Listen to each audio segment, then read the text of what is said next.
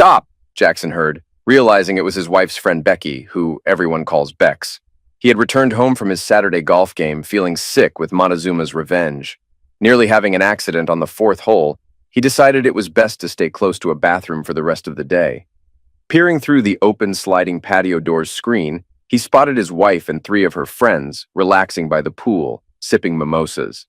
Deanna, his wife, lay on her lounger facing away from the door, with Bex to her right, Steph in front of her, and Cheryl with an S to her left, lying on a towel by the pool. Jackson stayed hidden so he could listen in without being seen. "I'm sorry, Bex, but it's all I think about. I've imagined it, and I can't stop thinking about how it'll feel inside me." "You all talk about doing it," his wife replied. "Plus, I'll keep it quiet so Jackson won't find out. I won't be like Candace." Candace was known as the most promiscuous friend who entertained the ladies with her tales of wild closeness. "He'll catch on. They always do. You know what happened to me, and Candace is full of it. I've been divorced for 3 years, and I regret every foolish choice I made because of her. She was my downfall, and she'll be yours too," Bex responded sadly. Jackson overheard his wife say, "It'll be a one-time thing. I need to find out if a well-endowed man is as amazing as Candace claims."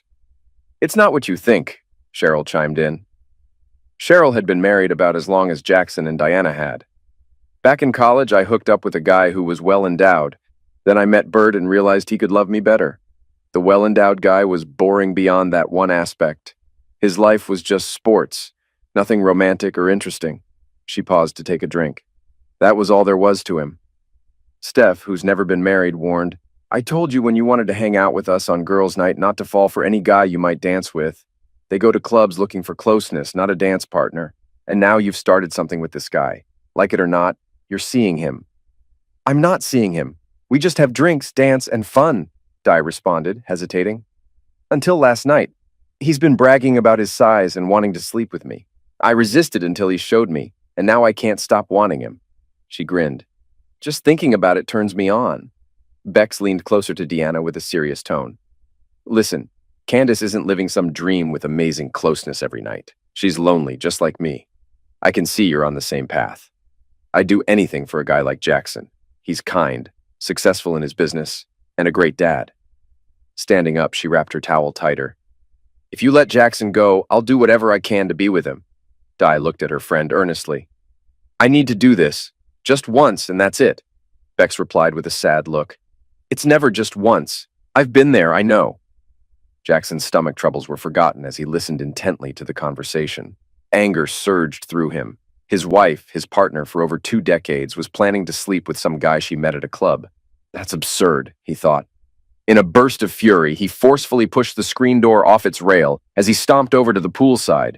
Di felt a strong grip on her arm, pulling her up abruptly. She turned to see her husband's enraged face visible to all the women. With a swift motion, he yanked her wedding and engagement rings off her left hand. "My rings!" she exclaimed. "There! You're not my wife anymore, so go be with your lover tonight." His rage boiled over as he flung the rings over the roof toward the street. "Go to your big tool boyfriend!" Trembling with anger, he continued, "I heard everything. I knew you weren't being faithful on girls' night, but I can't believe you have a serious relationship with some loser you met at a bar." Di collapsed to the ground in tears. Steph was the first to stand, attempting to calm Jackson. "Take it easy, Jax. Di hasn't really done anything that wrong." "That's nonsense," he retorted. "To heck with all of you. You knew what would happen when you started taking her out with you. Especially you, Steph." He pointed accusingly at her. "Since you're all here, you can help this woman pack her things and get out of my house now." Cheryl flashed her manipulative smile. "Come on, you don't mean that." She gently placed her hand on his chest, but suddenly found herself stumbling backward into the pool as Jackson pushed her. "I'm leaving for an hour, and I don't want this woman in my house when I get back. Guess what? Steph has a new roommate." With that, Jackson stormed back into the house, then emerged again through the door. "I heard you, Bex. I'm excited for our dates, but I won't sleep with you until after the divorce. Are you okay with losing these friendships?" Bex straightened up. "Absolutely, not a problem," she grinned. He seemed like a great catch. She believed she had learned from her past mistakes, although it was too late back then. A week later, Di's wish came true. During girls' night on Friday, Bex observed Di meeting her lover. She recognized him as one of those sleazy guys who prey on married women at clubs. He used to be roommates with the man who had seduced her years ago, a decision she regretted deeply. She knew Dai's life would change drastically tonight, just like hers had. She felt guilty for not trying harder to stop Dai, but she knew once Dai made up her mind, it was final. Bex regretted not taking photos of Dai's actions sooner. She had been documenting her friend's behavior during girls' nights to hopefully prevent her from making the same mistake. Now it seemed like she was taking these pictures to steal Dai's husband for herself. Maybe she was, she thought. That night, Dai didn't dance with her date. Instead, she glanced at her friends and said she would catch up with them later. With that, she greeted the man, and they left the club together. In his unkempt apartment, Dai felt nervous excitement. This was the first time she had been with another man besides Jackson in over 20 years. As she approached him, her lover noticed her bare fingers. "Put your rings back on. I want to see them on your hand while you're doing it," he demanded. Dai explained, "I can't. Jackson took them when he threw me out last weekend." "Why'd he do that? Are you cheating with someone else?" he questioned. She defended herself. "No, he heard me talking to my friends about wanting you, so he snatched them off and threw me out." Seeing his interest wane, she wondered if Bex was right that he only liked married women for the thrill. "Don't you want to have closeness?" He hesitated, considering her attractiveness, but the allure was fading. Without a husband, she might cling to him, and he wasn't interested in that. "Here's the deal. I'll give you what you want tonight, my big Johnson, but then you gotta go. I don't want a relationship. I do it with married women because I don't want attachments." He wasn't as fit as Jackson, but that didn't matter to her. She knew what she desired. After a while, he pushed her aside and led her to the bed. Without moment's notice, he pushed his tool as far in as he could. Dai gasped in pain. "How was it? You loved it," he smirked, heading to the bathroom. Dai followed, sitting on the toilet while he cleaned up. She felt disappointed. Despite his size, the experience left her unsatisfied, much like her first time. As she headed back to Steph's apartment, she realized it had only been an hour since she left the club with him. If she had been with Jackson, they'd be cuddling after making love. Feeling sad and alone, tears streamed down Dai's cheeks as she took an Uber back to Steph's empty place.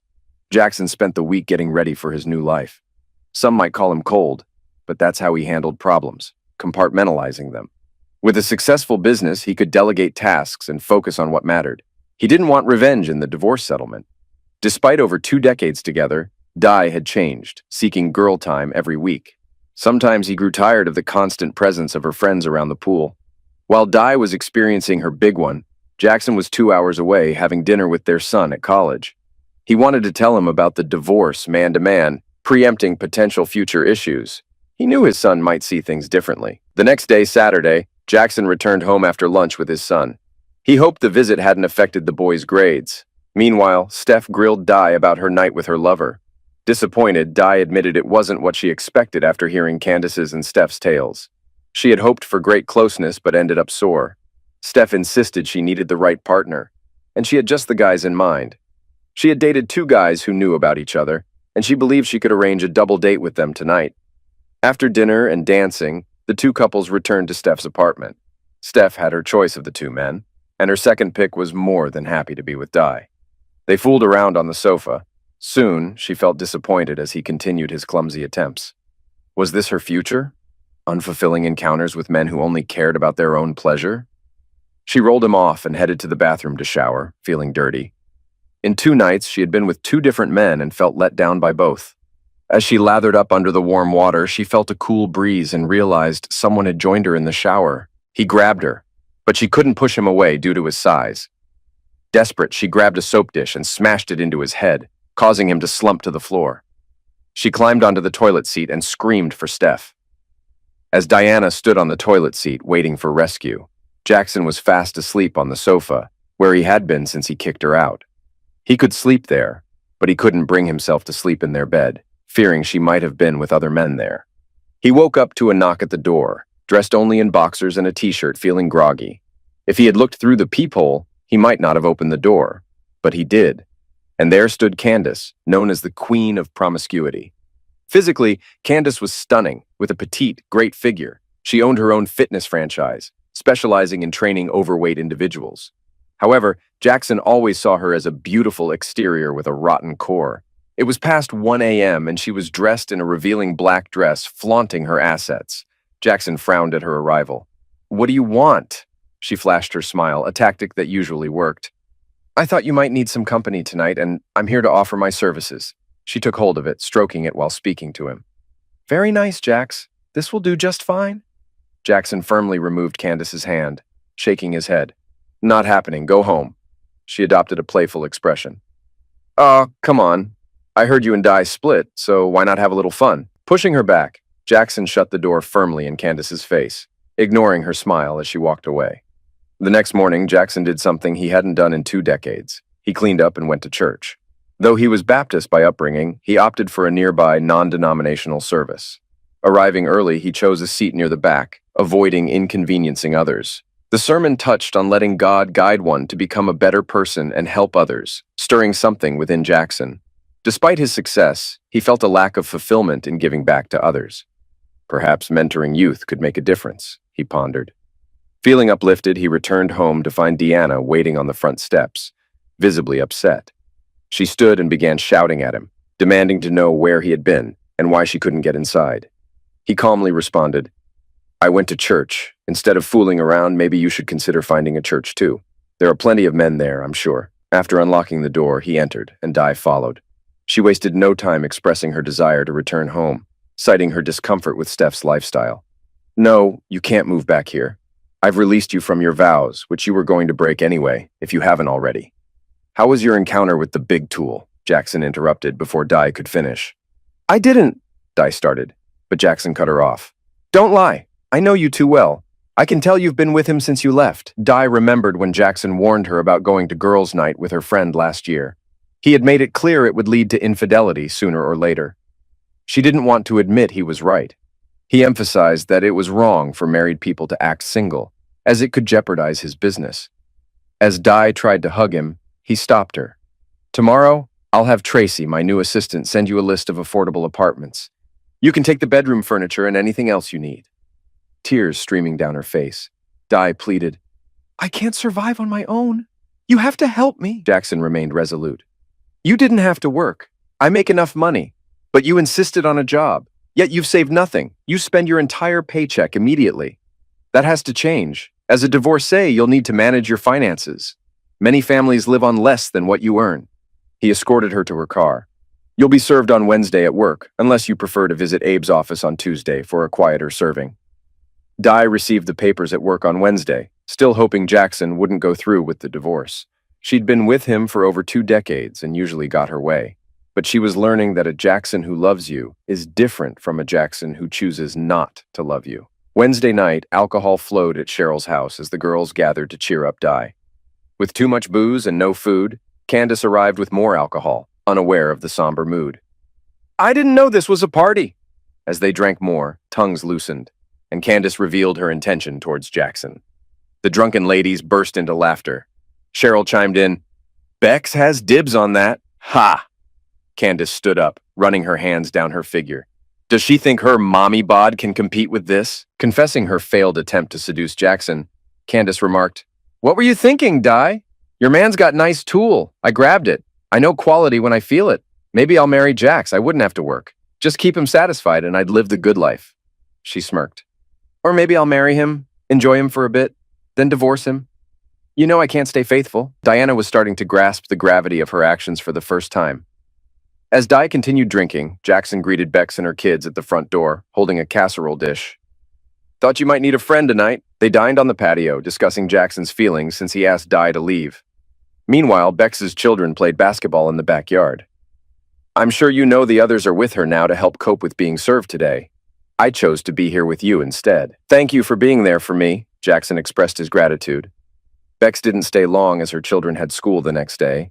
Before leaving, she gave Jackson a gentle kiss on the lips. He smiled as they parted, a kiss filled with temptation that lingered just the right amount of time. Between 1:30 a.m. and 2 a.m., Jackson was awakened by a drunken call from Diana. She alternated between crying and cursing him, questioning his love for her.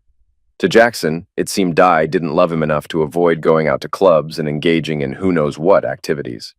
After her third call, he turned off his ringer, deciding to talk to her once she sobered up tomorrow.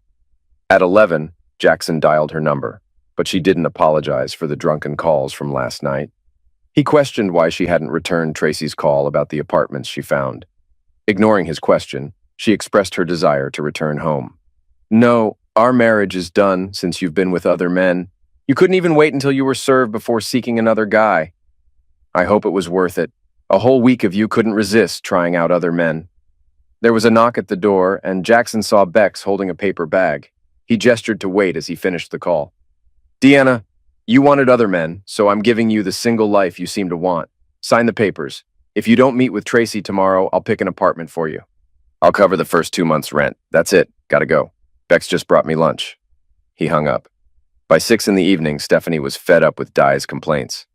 Girl, you gotta face reality. Bex isn't stealing your man.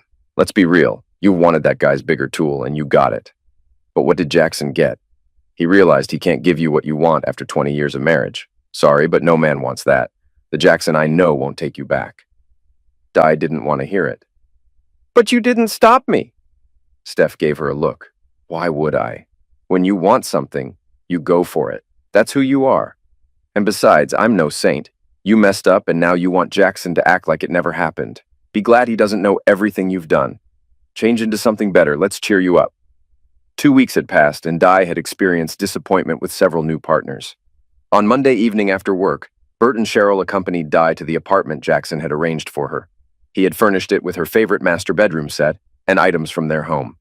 The place was freshly painted, cleaned, and even the fridge was stocked. Bert, being the good husband, carried Di's clothes inside as Cheryl requested. He hung up the clothes that needed it and opened the plastic tubs containing folded items. Later, he returned with food, and they all spent the evening together to keep Di company on her first night there. Cheryl understood that Di was trying to prolong the divorce, hoping Jackson would miss her terribly and take her back to their ideal life. She kept quiet about Bex having frequent lunches with Jackson, knowing it would only make things worse for Di. Cheryl proposed a housewarming girls' night at Di's new place on Friday. Bex picked up the call from Cheryl. Hey sis, we're having a gathering at Di's new place on Friday. Please join us. I haven't seen you in a while. She hesitated. The kids' dad hasn't been able to take them for the last few months. He's been working out of town, so I haven't had much freedom to go out. It was a white lie. She did visit Jackson occasionally, but never stayed long. She was just checking up on him, knowing he wouldn't cross any boundaries. I'll see if I can arrange for someone to watch them on Friday. They're teens, Mama Bear. They can manage on their own. Sure, but I might want my security deposit back someday. They could wreck the place. Jackson enjoyed his lunches with Bex. She knew he rarely left his office for lunch, always bringing his own food. That dedication likely contributed to his success. It was the little things like that. Bex worked just 2 blocks away from Jackson's business. They didn't meet every day, but he appreciated her company. She was actually the only friend of Di's that he genuinely liked. He put up with the others just to keep the peace. During their Thursday lunch, Bex asked Jackson if he could watch the kids so she could attend Di's housewarming. He agreed without hesitation. Jackson liked spending time with Beck's children. 3 boys, aged 13, 15, and 16, regarded Jackson as a cool uncle. They played basketball together, which helped fill the void left by not playing with his own son. Bex didn't need to drop off the kids because Jackson picked them up and took them to the batting cages and go-kart racing. Taking a deep breath, Bex knocked on the door. "Come in," came the response from inside. Peeking through the doorway, she saw Cheryl and Steph with raised wine glasses. But before she could step inside, Candace barged past her announcing, "Hey, ladies!" She was already quite tipsy. As the toilet flushed, Di entered the room. There was an unspoken tension between Bex and Di, one that wouldn't last the evening. As more wine and whiskey shots were consumed, inhibitions faded away. Drunk Cheryl proposed that they all help Di reconcile with Jackson. This stung Bex deeply. She had genuine feelings for Jackson, not just Jax. Tipsy Candace chimed in, suggesting that Di couldn't win Jackson back until she slept with him. She claimed that when she touched it, it felt just right in her hands. Not too big, not too small, just perfect. Bex called out Candace for her crude talk, but Candace shot back, mocking Bex for her supposed plans to snag Jackson. She insinuated that Bex, as a single mother, was looking for a new daddy for her kids and suggested that Jackson, being an empty nester, wouldn't want to raise someone else's children. Bex knew her friends could be superficial, a fact her ex often pointed out, but hearing Candace talk about Jackson like that was too much. Before Bex could respond, Di grabbed her hair and yelled at her to stay away from Jackson, accusing her of coming from his office during lunch breaks. Pushed toward the door by Di, Bex finally spoke her mind to her friends for the first time. She acknowledged that Jackson wasn't Di's anymore. Di had thrown that away by choosing other men over him. Bex reminded them of the importance of fidelity, calling out Cheryl's casual attitude towards cheating, despite her husband's admiration for her. I learned that lesson the hard way. You never experienced having kids because you didn't want to change your body, but that's something you'll never understand. Steph is so superficial and cruel that she'll never find a husband. No man wants a woman like her. And Candace, if every tool that you had could stick out of your body, you'd look like a porcupine. After a moment of silence. I've been holding back on pursuing Jackson, trying to give him space, but not anymore. I'm going after your husband, Di. Once he's mine, he won't even remember any of you. Finding a good husband is tough, but he'll never regret being with me, I guarantee that. With that, she slammed the door and left. Bex drove home and sat in her empty apartment for a while. Her boys were with Jackson, and she didn't want to be alone. She decided to call Jackson. He told her to come down, as they were scheduled for the batting cages soon. He joked about his sore butt from the go-karts. She found Jackson and her kids at the batting cage. She sat on the benches outside while her older sons played. Jackson was coaching her youngest. She smiled as she watched them bond. Jackson grinned when he noticed her watching. He motioned for her to join them inside. Without saying a word, he handed her a batting helmet. She initially declined, but her kids insisted. Standing with the bat on her shoulder, she swung at the pitches, missing each one. Jackson stepped behind her, adjusting her stance. She felt his presence close behind her. He guided her through the next pitch, and to her surprise, she made contact. Not a hit, but not a miss either. With Jackson's support, she felt safe and her heart raced with anticipation. She never quite managed to hit the baseball right, but it was the most enjoyable time she'd had in years. Laughing until tears rolled down her cheeks, she knew this night would always hold a special place in her heart, as the moment she realized she loved Jackson. Following Bex's car back to her apartment, Jackson wore a wide grin. Despite her insistence that he didn't need to follow them home, he was happy to help wrangle her boys and their belongings into the apartment. The next morning, he casually asked if she'd like to grab breakfast together, and she eagerly agreed. On his way back home, Jackson got a text from Bert informing him that the girls had ended up in the drunk tank after causing traffic trouble while clubbing. He decided they needed a lesson and opted not to bail them out, especially if Diana was driving. With a DUI, their insurance rates would skyrocket. Over breakfast, Jackson and Bex continued to connect as a couple. Bex recounted the events of the previous evening at Di's place, including her confrontation with the girls. Jackson chuckled, realizing why she left early and secretly hoping it was for him. It felt selfish, but everyone desires a bit of attention sometimes. Wanting to be up front, Jackson confessed, "Last night holding you at the batting cages felt right. Maybe you felt it too." Bex nodded, admitting, "I felt safe and cared for," her cheeks flushing. "To be honest, I've had a crush on you for years, but now I think I'm in love with you. I know you're married, but I'll wait for you as long as it takes." Reaching into her handbag, she retrieved an envelope. "I know my past, and I understand if you have doubts. But after you asked Di to leave and I told you I'd do anything to be with you, I knew I needed to show my commitment. I got an STD test the following Monday to prove I'm clean. I haven't been intimate with anyone in over a year, being completely honest." He admired her honesty.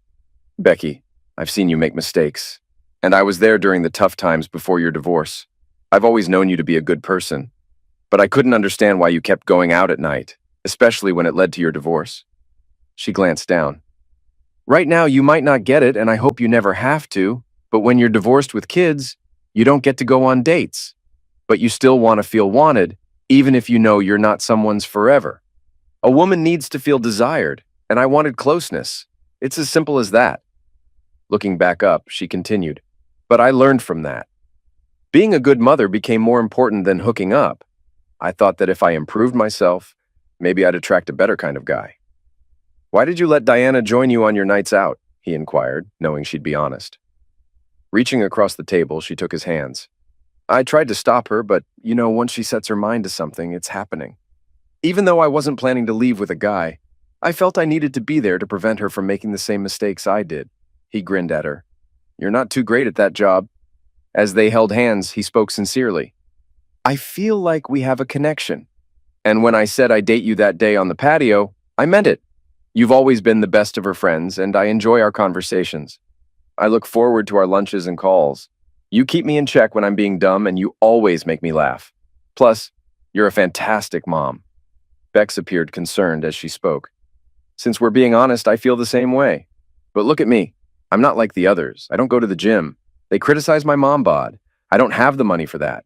It's tough to feed 3 teenage boys on my income. Child support barely covers their food expenses.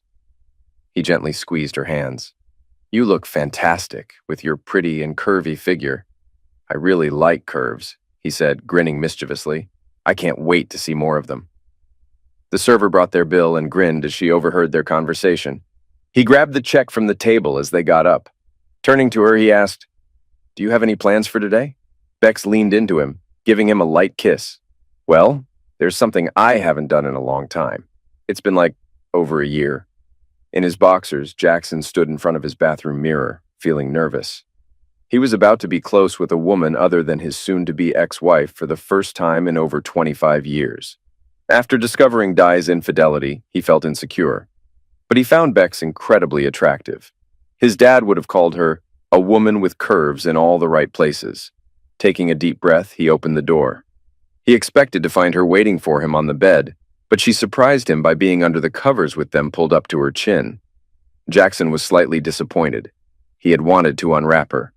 As he pulled back the covers and joined Bex in bed, he expressed his desire. You can unwrap me another time, she said softly. This is new for me, and I want to feel more comfortable. I don't want you to be disappointed in my body. Jackson reassured her, You could never disappoint me with your body. Regardless of how my ex looks, she looks that way for herself, not for me. I've always been turned on by curvy girls. He trailed his hand along her curves, from her hips to her plump bottom. Candace was right, it was a good size. Thick and just the right length, which made her smile. It wasn't like in the movies, but it was above average. For a moment, she thought of Dai. Thanks, Dai, for thinking you could find better than this. That was amazing, she said, a tear forming in her eye. It had been too long since she experienced something like that. Actually, she had never experienced anything quite like that before. Her ex and most of the men she'd been with since the divorce never made an effort to please her. As they lay together, Jackson held her close, cherishing the moment. He felt like a real man again. He hadn't realized how much Diana had affected him until now, but he knew it had left its mark. They drifted off to sleep in each other's arms. When Jackson woke up first, he gazed affectionately at Rebecca. His perception of her had shifted. Bex was Diana's friend, but Rebecca was a mature woman he might be falling in love with.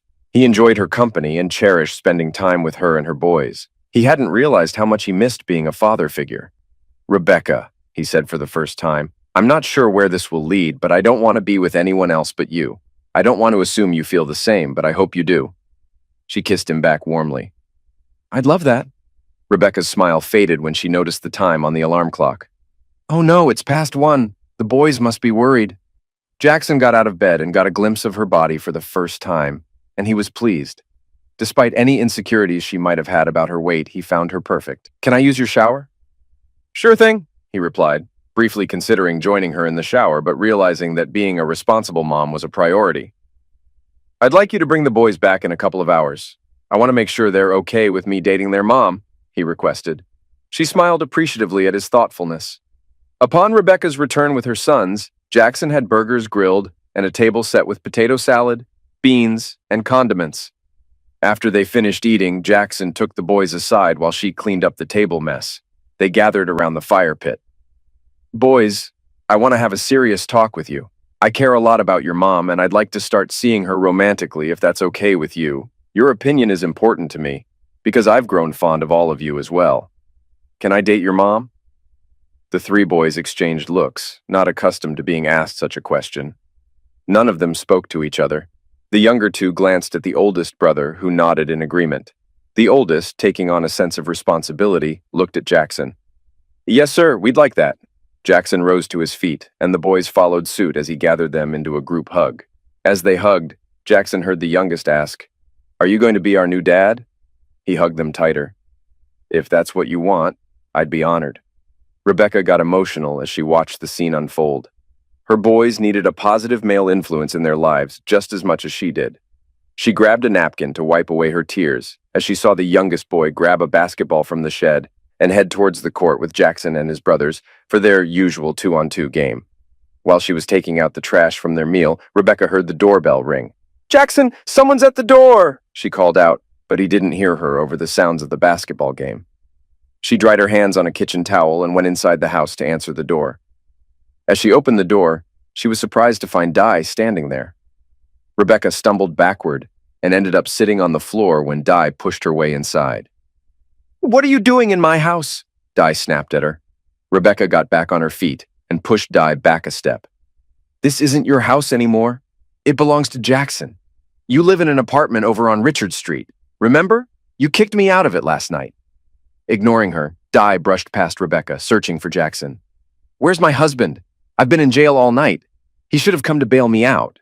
Rebecca stepped in front of Di, confronting her face to face. "Why do you think he would bail you out of jail?" "He's my husband. It's his job," Di insisted. "No, it's not his job to bail you out of jail for public intoxication. It's your responsibility to stay out of trouble," Rebecca said firmly, growing frustrated with her old friend. As Di searched through the rooms, Rebecca followed her, determined not to let her get away with whatever she was planning. "I know why you're here, but it's not going to work. You pushed him away, and I tried to support him so he wouldn't end up like my ex did, spiraling into darkness." She stood with her hands on her hips, meeting Di's gaze directly. "You're in the same spot I was 3 years ago.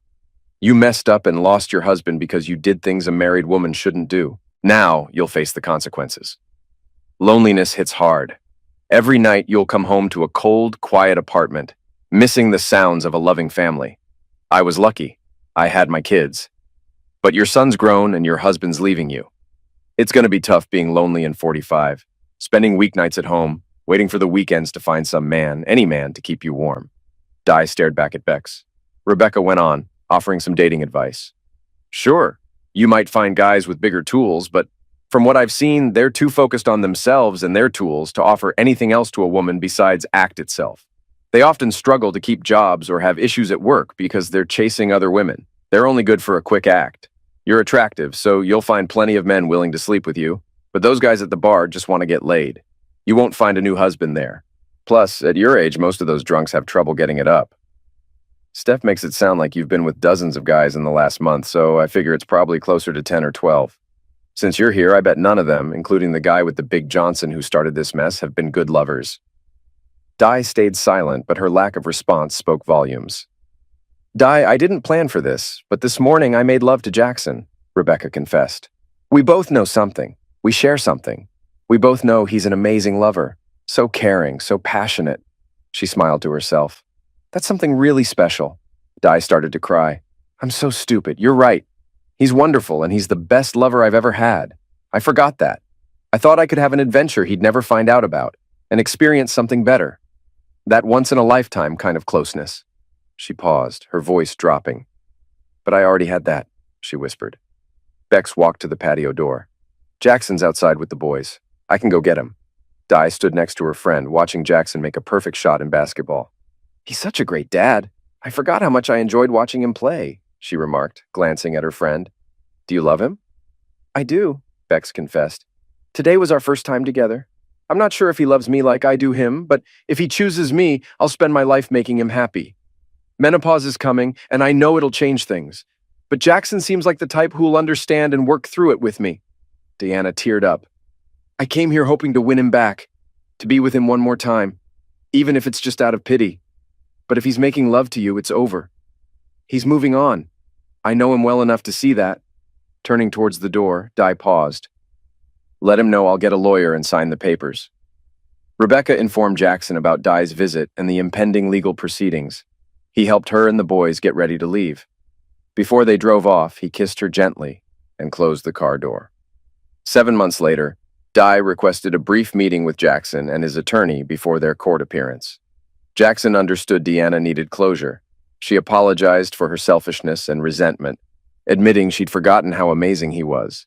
She regretted spending time with the girls, knowing he never approved. "Deanna, I tried to warn you that married women can't act single. I knew you weren't faithful on girls' nights.